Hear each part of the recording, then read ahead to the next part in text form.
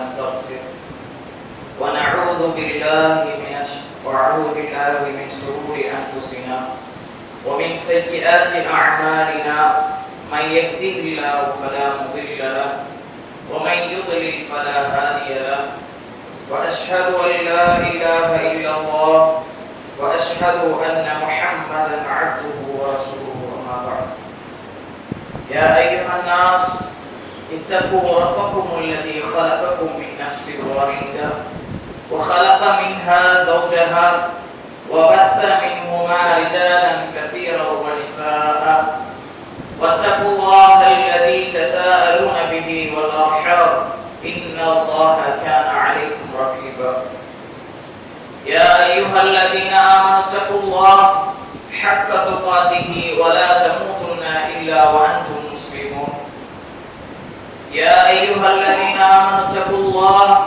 وقولوا قولا سديدا يصلح لكم أعمالكم ويغفر لكم ذنوبكم ومن يطع الله ورسوله فقد فاز فوزا عظيما فإن أصدق الحديث كتاب الله وخير الهدي هدي محمد صلى الله عليه وسلم وشر الأمور محدثاتها وكل محدثة بدعة وكل بدعة ضلالة وكل ضلالة في النار.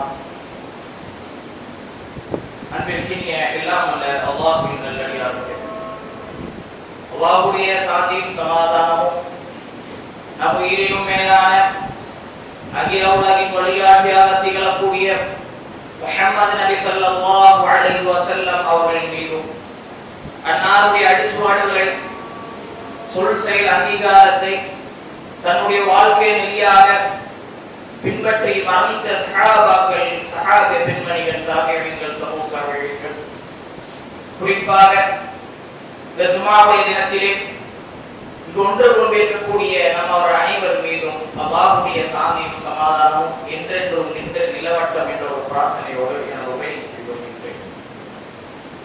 அன்பிற்கினிய எல்லாம் அல்ல அல்லாஹ்வின் நல்லடியார்களே, இந்த உலகத்திலே வாழக்கூடிய எந்த ஒரு மனிதனை எடுத்துக்கொண்டாலும் சரி, எந்த ஒரு மனிதனை எடுத்துக்கொண்டாலும் அவன் எந்த ஒரு செயலை செய்வதற்கு முன்பாக பல கட்டங்களாக ஆலோசனை செய்வான். உதாரணத்திற்கு, ஒரு வெளி ஊருக்கு செல்ல வேண்டும் என்று சொன்னார். அந்த ஊரிலே இப்ப என்ன வானிலையாக இருக்கின்றது, மழை பெய்கின்றதா அல்லது வெயில் அடிக்கின்றதா? அந்த ஊருக்கு செல்கின்றோம் என்று சொன்னால் அந்த ஊரிலே நமக்கு தங்குவதற்கான வசதிகள் இருக்கின்றதா, அங்கு சாப்பிடக்கூடிய வசதிகள் இருக்கின்றதா என்று நாம் முன்கூட்டியே ஆலோசனை செய்து வைப்பார். இன்னும் சொல்ல போனால், ஒரு கடைக்கு ஒரு பொருளை வாங்க செல்கின்றோம். அந்த பொருள் 50 ரூபாயாகத்தான் இருக்கும். இருந்தாலும் கூட நாம் 50 ரூபாய் எடுத்துட்டு போக மாட்டோம். அதற்கு பகரமாக 100 ரூபாய் எடுத்துட்டு போவோம். ஏன்? அந்த பொருள் விலை ஜாஸ்தியாக இருந்தால் அல்லது வேறொரு பொருளை வாங்க வேண்டும் என்று சொன்னால் முன்கூட்டியே முன் ஏற்பாடோடு செல்வோம். உண்மைதானே? ஒரு 50 ரூபாய் பொருளுக்கு முன்னேற்பாடாக 100 ரூபாயை கொண்டு போகின்றோம். இதெல்லாம் ஒரு அற்பமான வாழ்க்கைக்கு செய்கின்றோம். இன்னும் சொல்ல போனால், ஒரு இடத்திற்கு செல்கின்றோம், ஒரு பொருளை வீட்டிலே வாங்க வைத்து விட்டோம். அந்த பொருள் அற்பமான பொருளாக இருக்கும், ஒன்றுக்குமே உதவாத பொருளாக இருக்கும். இருந்தாலும் கூட அந்த பொருளை நினைத்து கவலைப்படக்கூடிய நிலைக்கு நாம் இருக்கின்றோம். உண்மைதானே? அந்த பொருள் ஒன்றுக்குமே ஆகாது. இருந்தாலும் அந்த பொருளை எடுத்துட்டு வந்திருக்கலாம, அந்த பொருளை நாம் கண்ணு முன்னாடியே இருந்துச்சு, நம்முடைய அலட்சிய போக்கினால் அதை மறந்து விட்டு வந்துட்டோமே என்று கவலைப்படக்கூடிய முஸ்லிம்கள் எத்தனை பேர்? அற்பமான பொருளாக இருக்கட்டும், அற்பமான வாழ்க்கைக்கு இவ்வளவு முன்னேற்பாடுகள், இவ்வளவு கவலைகள் இருக்கின்றதே. நிரந்தரமான வாழ்க்கை மறுமை ஒன்று இருக்கின்றது. மறுமைதான் நிரந்தரமான வாழ்க்கை. அந்த வாழ்க்கைக்கு நாம் என்ன முன் ஏற்பாடுகளை செய்து வைத்திருக்கின்றோம்? இப்பொழுதெல்லாம் மனதிலே ஒன்று தோன்றும், நமக்கு என்னப்பா குறைச்சல், நாம் இதுவரை நன்மை செய்து கொண்டுதானே இருக்கின்றோம், நாம் பிறரிடத்திலே நட்புணர்வோடு நாம் பழகி கொண்டிருக்கின்றோம்,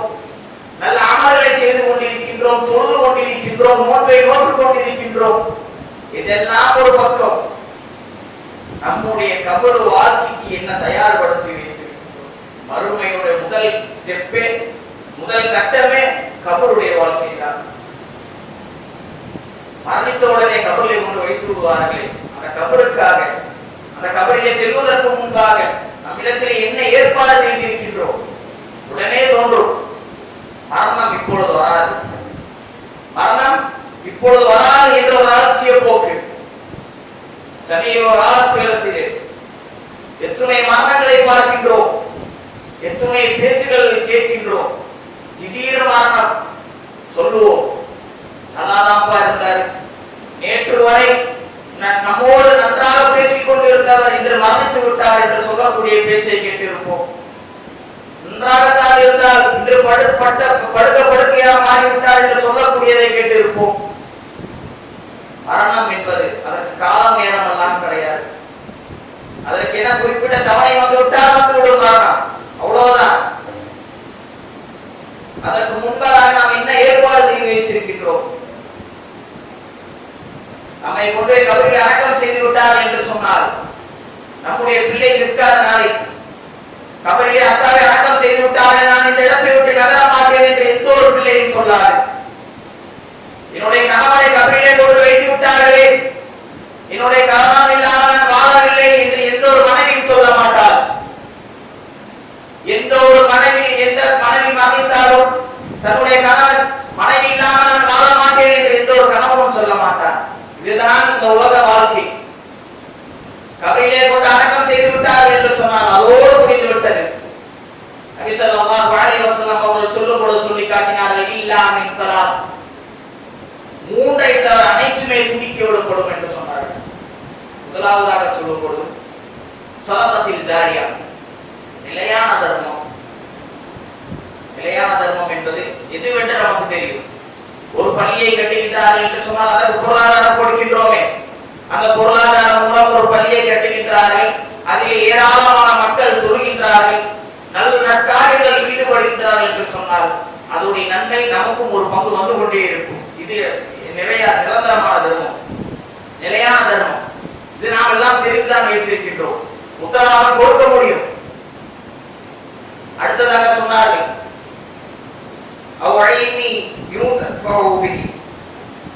பயனுள்ள கல்வி.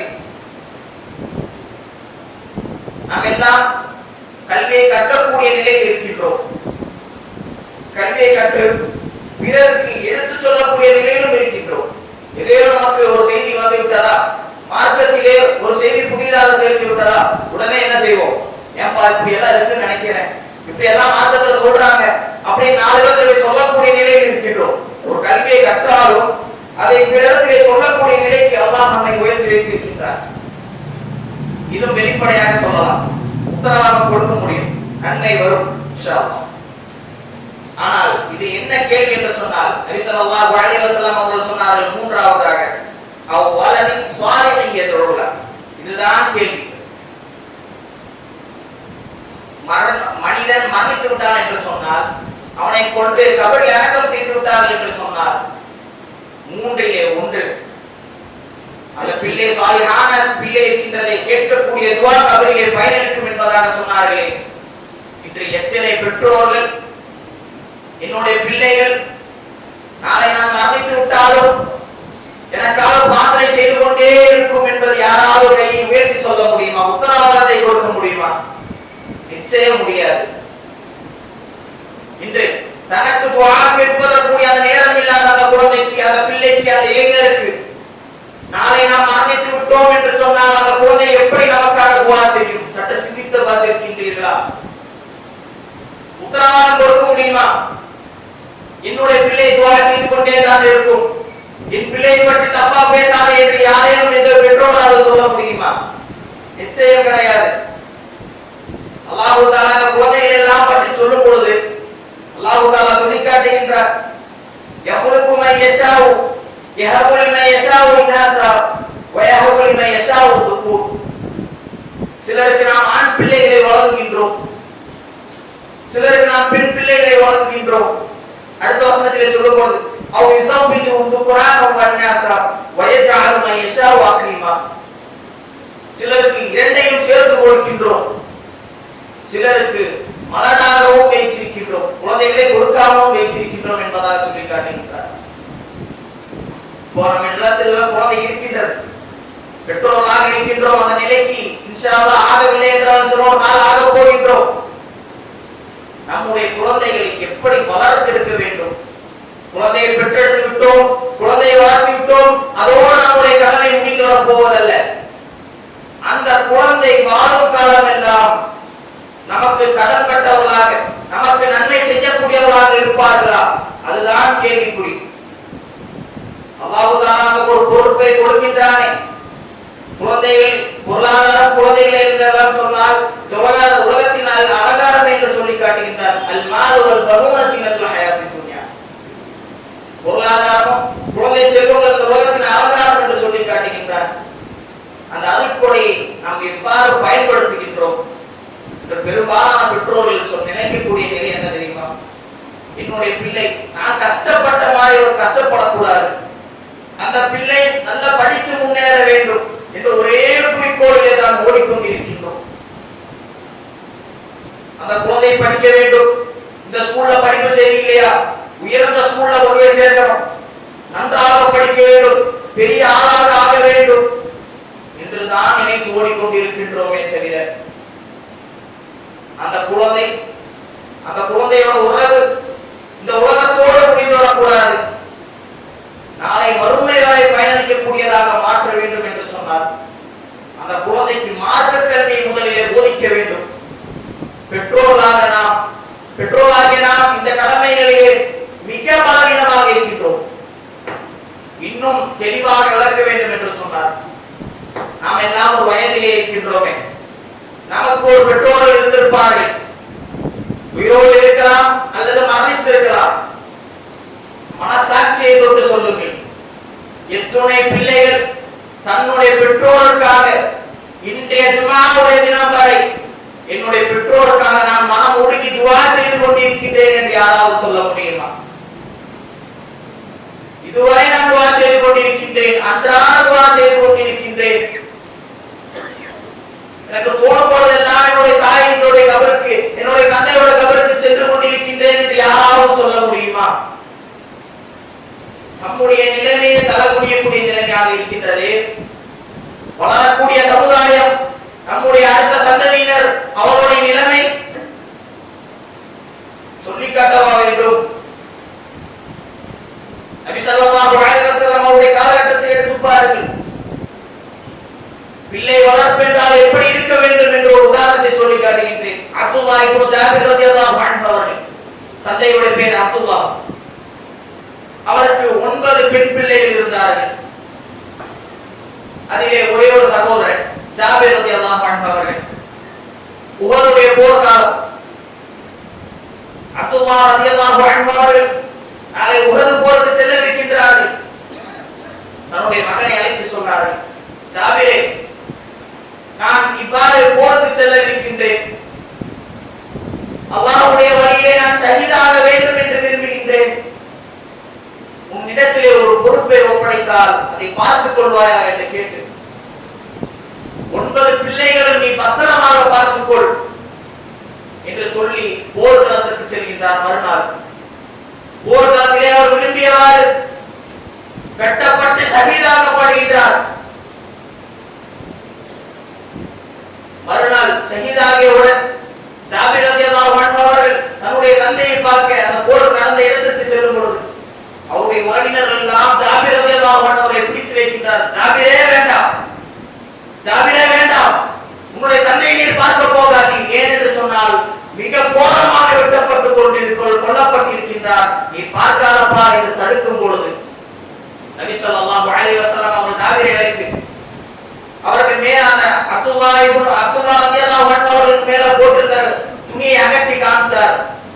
எப்படி இருந்தது என்று சொல்லும் பொழுது கண்கள் எல்லாம் நோண்டப்பட்டு, காதுகள் மூக்குகள் எல்லாம் வெட்டப்பட்டு, கைகள் எல்லாம் துண்டாக்கப்பட்ட நிலையில் கிடக்கின்றார், ஷஹீதாக்கப்பட்டிருக்கின்றார். உடனே ஜாபிர் ரலியல்லாஹு அன்ஹு அவர்கள் தாங்க முடியவில்லை, சங்கடத்தை தாங்க முடியவில்லை, எவ்வாறு இருந்த முகம் இவ்வாறு மாறிவிட்டதே என்று தாங்க முடியவில்லை. உடனே அழுகின்றார். நபி ஸல்லல்லாஹு அலைஹி வஸல்லம் அவர்கள் சொன்னார்கள், தபகி அவுலா தபகி, நீ அழாம இரு, ஏன் என்று சொன்னார், அல்லாஹ் தஆலா அப்துல்லாஹ்வுக்காக வானத்திலிருந்து வானவர்களுடைய ரெக்கையின் மூலம் நிழலை கொடுக்க அல்லாஹ் தஆலா கட்டளையிட்டு இருக்கின்றான் என்று சொன்னார். ஹதீஸுடைய சுருக்கம் தான் என்ன படிப்பினை என்று சொன்னார். தன்னுடைய 9 பிள்ளைகளை பொறுப்பாக யாரை ஆக்கினார் என்று சொன்னார், ஜாபிர் ரலியல்லாஹு அன்ஹு அவர்களை ஆக்கினார்களே. இன்று நம்முடைய காலகட்டத்திற்கு வருவோம். எத்தனை பெற்றோர்கள் நம்முடைய பிள்ளைகளிடத்திலே ஒரு வீட்டு சாவியை பத்திரமாக வை என்று கொடுத்திருக்கின்றோம். நம்பிக்கை இல்லை. அந்த குழந்தை, அந்த இளைஞர், அந்த பிள்ளை எங்கேயாவது கொண்டு உடைத்து விடுவோமோ என்று பயப்படுகின்றோம். ஒரு பொருளாதாரத்தை எடுத்து பாருங்க.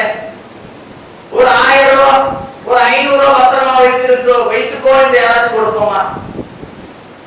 நம்பிக்கை இல்லை. அந்த குழந்தை தொலைச்சு விடுவோமோ என்று. பொருளாதாரம் நாங்க தொலைத்தால் மீண்டும் ஈட்டுக் கொள்ளலாம், ஆனால் இருந்தாலும் கொடுப்பது கிடையாது. இவ்வளவுதான் நாம் பிள்ளைகள் மீது வைத்திருக்கக்கூடிய நம்பிக்கை.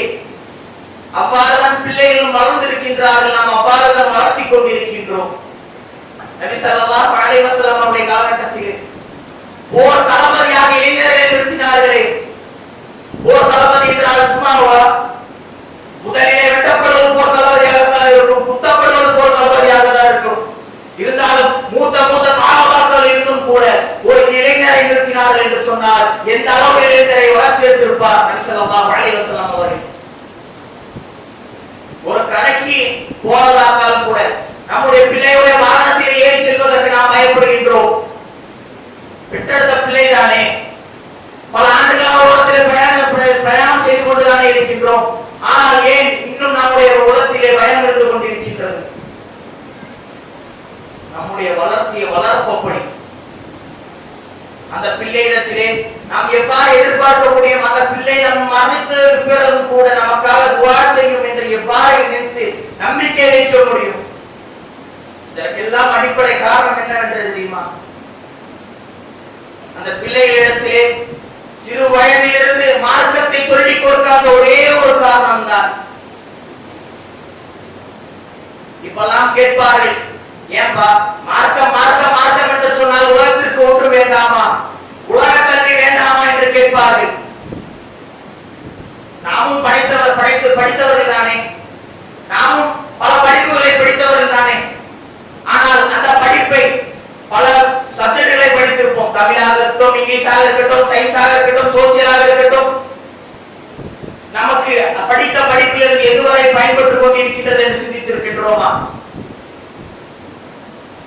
ஒரு கணக்கை கேட்பதாக இருந்தாலும் கூட உடனே கால்குலேட்டர் எடுத்து தான் போட்டு காட்டுகின்றோம். அவ்வளவுதான் படிப்பு. மார்க்க படிப்பை போதிக்க வேண்டும் என்று சொன்னால் அவ்வளவு அலட்சியமாக இருக்கின்றோம். ஒரு பிள்ளை அழைத்து இந்த ஒரு கேள்வியை கேட்டு பாருங்க, ஒரு கணிதத்திலே ஏதாவது ஒரு கேள்வியை கேட்டு பாருங்க, உடனே கால்குலேட்டர் எடுத்து தான் போட்டு காமிக்கும். ஏன்? அவன் ஸ்கூல்ல சொல்லி கொடுத்தது சரியில்லை, உடனே பேசி மாத்திடுவோம். பின்ன எதுக்கு நல்ல ஸ்கூல்ல கொண்டு போய் சேர்த்தீங்க? அவ்வளவு லட்சங்களாக சேர்த்து லட்சங்கள் கொடுத்து சேர்க்கின்றார்கள் சில பெற்றோர்கள். இதே பள்ளிவாசலுக்கு நிரந்தர தர்மமாக ஏதேனும் கொடுக்கின்றார்கள் என்று சொன்னால் கிடையாது. நம்ம இவ்வளவு பார்த்து பார்த்து பார்த்து வளர்த்துகின்றோமே. அந்த பிள்ளை மரணித்து விட்டால், அந்த பிள்ளை மரணித்து விட்டால் கேள்வி யாருக்கு வரும்? பெற்றோர்களாகிய நீங்கள் ஏன் பிள்ளையை சரியாக வளர்க்கவில்லை என்று தானே அல்லாஹ் தஆலா கேட்பார். அந்த பிள்ளை நாளை கபரிலே கொண்டு அடக்கம் செய்ததற்கு பிறகு அப்பொழுது யோசிப்போம், படிப்பு படிப்பு படிப்பு என்றே போய்விட்டதே, மார்க்கத்தை பற்றி ஒன்றுமே நாம் போதிக்கவில்லையே. இப்பொழுது கபரில் அடக்கம் செய்யப்பட்டு விட்டார்.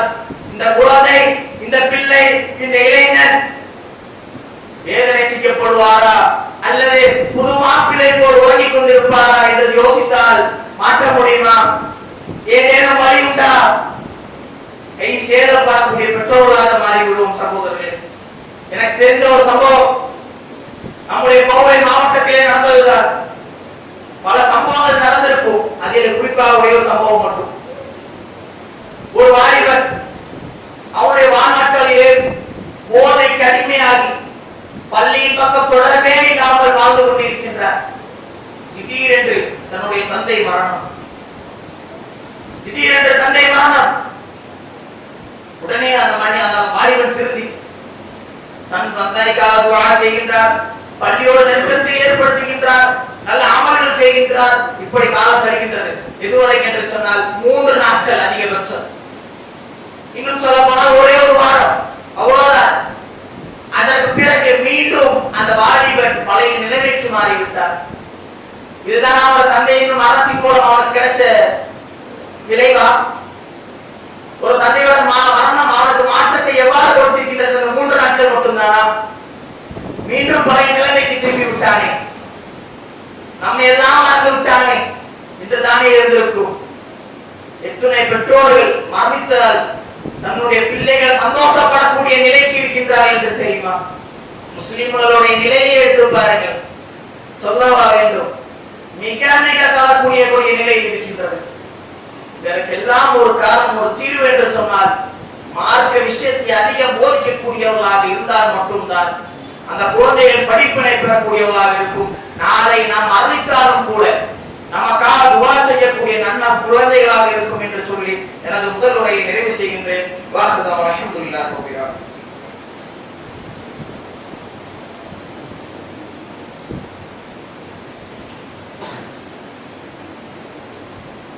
அல்ஹம்துலில்லாஹ் நஹ்மதுஹு வ நஸல்லி அலா ரசூலில் கரீம் வ அலா ஆலிஹி வ ஸஹ்பிஹி வ நாஸி அஜ்மஈன். அன்பிற்கும் பெருமதிப்பிற்குரிய எல்லாம் அல்லாஹ்வின் நல்லடியார்களே, முதல் உரையிலே நம்முடைய வளர்ப்பு எப்படி இருந்தால் அந்த பிள்ளைகள் நாளை நமக்கு எவ்வாறெல்லாம் துஆ செய்யும், அந்த பிள்ளைகளுடைய நிலைமை எவ்வாறெல்லாம் மாறும் என்பதை எல்லாம் பார்த்தோம். இன்று பல பெற்றோர்களுடைய நிலைமை எவ்வாறு இருக்கின்றது என்று சொன்னால், பலரும் சிந்தித்து பாருங்கள். பிள்ளைகள் பிள்ளைகள் பிள்ளைகள் என்றே சொல்லுகின்றோமே, சற்று சிந்தித்து பாருங்கள். நம்ம எல்லாம் செல்போன் இருக்கின்றது கையிலே. அந்த செல்போன் நம்முடைய பாக்கெட்ல இருந்து கீழே விழுந்து விட்டால் எவ்வளவு துடித்து போய் அந்த செல்போனை எடுத்து துடைத்து பார்க்கின்றோம். டிஸ்பிளே உடைந்திருக்கா, டெம்பர் கிளாஸ் உடைந்திருக்கின்றார்கள் என்று பார்க்கின்றோமே. இதுவே நம்முடைய பிள்ளை கீழே விழுந்து கை காலெல்லாம் சிராய்ப்பு ஏற்பட்டு ரத்த காயங்களோடு நம்முடைய முன்னால் வந்து நின்றால் பெற்றோர்கள் சொல்லக்கூடிய பதில் என்னவாக இருக்கும்? பதில் என்னவாக இருக்கும்? உனக்கு இன்னும் வேணும், உனக்கு இன்னும் வேணும், இது போதாது, பார்த்து போயிருக்கலாம்ல, மெதுவா போயிருக்கலாம்ல என்று சொல்லக்கூடிய பெற்றோர்கள் எத்தனை பேர்? அற்பமான இந்த செல்போன் கீழே விழுந்து விட்டாலும் கூட உடனே எடுத்து துடைக்கின்றோமே, ஏதேனும் ஆயிருக்கின்றா என்று பார்க்கின்றோமே. அந்த குழந்தை கீழே விழுந்து வந்திருக்கின்றது, அந்த குழந்தையை தட்டி கொடுத்து என்னப்பா ஆச்சு பொறுமையாக சொல்லி இருக்கலாமே. பிற பெற்றோர்கள் யோசிப்பது கிடையாது. இப்படித்தான் நம்முடைய குழந்தைகளை வளர்த்திருக்கின்றோம். அந்த குழந்தைகளிடத்திலே பின் எப்படி மார்க்கத்தை போதிப்பது, இதை எடுத்தாலும் கடுகடுத்து பேசுகின்றோமே. அந்த குழந்தைகளிடத்திலே உனக்கு கஃன் துணியெல்லாம் தெரியுமா என்று கேட்டு பாருங்க. தெரியும் சொல்லுமா, தெரியாதுன்னு சொல்லுமா? பெரும்பாலான குழந்தைகள் தெரியாது என்று தான் சொல்லும். கஃன் துணி போட தெரியுமா? தெரியாது. சரி, ஜனாசாவை குளிப்பாட்ட தெரியுமா என்று கேட்டு பாருங்கள், தெரியாது. ஏன்பா? அதற்கெல்லாம் தனி ஆளுகள் இருக்கிறாங்க. மரணித்தா உடனே போன் அடிச்சா போதும், உடனே வந்துருவாங்க. சரி, தன்னுடைய தந்தை மரணிக்கின்றார், தன்னுடைய தாய் மரணிக்கின்றார், அவருக்காக செய்யக்கூடிய கடைசி கடமை என்ன?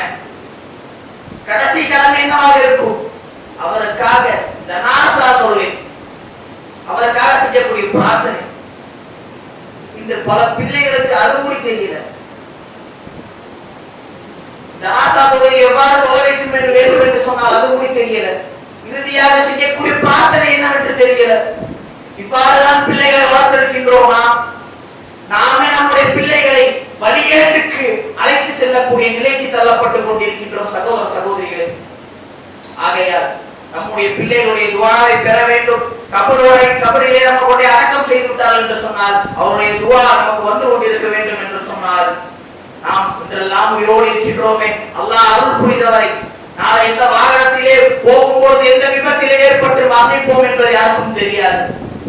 நாளை இந்த இடத்திலே இந்த நேரத்திலே எந்த வயதிலே மரணிப்போம் என்பது யாருக்கும் தெரியாது. ஆனால் நிச்சயம் மரணிக்க போகின்றோம். அதற்கு முன்பதாக அமல்கள் எல்லாம் செய்து கொண்டிருக்கின்றோம், மாற்று கருத்தே கிடையாது. இருந்தாலும் கூட நம்முடைய கடமைகளை நாம் சீர்படுத்திக் கொள்ள வேண்டும். அந்த குழந்தைகளை பொறுப்பாக அல்லாஹ் தஆலா நம்மிடத்திலே ஒப்படைத்திருக்கின்றார். அந்த குழந்தைகளுடைய விஷயத்திலே அதிகமாக அக்கறை காட்டியவர்களாக அந்த குழந்தைகளை வாழ்ந்தெடுத்தால் மட்டும்தான் அந்த குழந்தைகள் நல்ல குழந்தைகளாக சாலிஹான குழந்தைகளாக மாறும். அப்படிப்பட்ட பாக்கியத்தை வல்ல ரஹ்மான் பேசக்கூடிய எனக்கும் உங்களுக்கும் தந்தாலும் புரியட்டும் என்று கூறி எனது உரையை நிறைவு செய்கின்றேன். அக்கூலி கௌலி ஹாதா வஸ்தக்ஃபிருல்லாஹி லி வலக்கும். அஸ்ஸலாமு அலைக்கும்.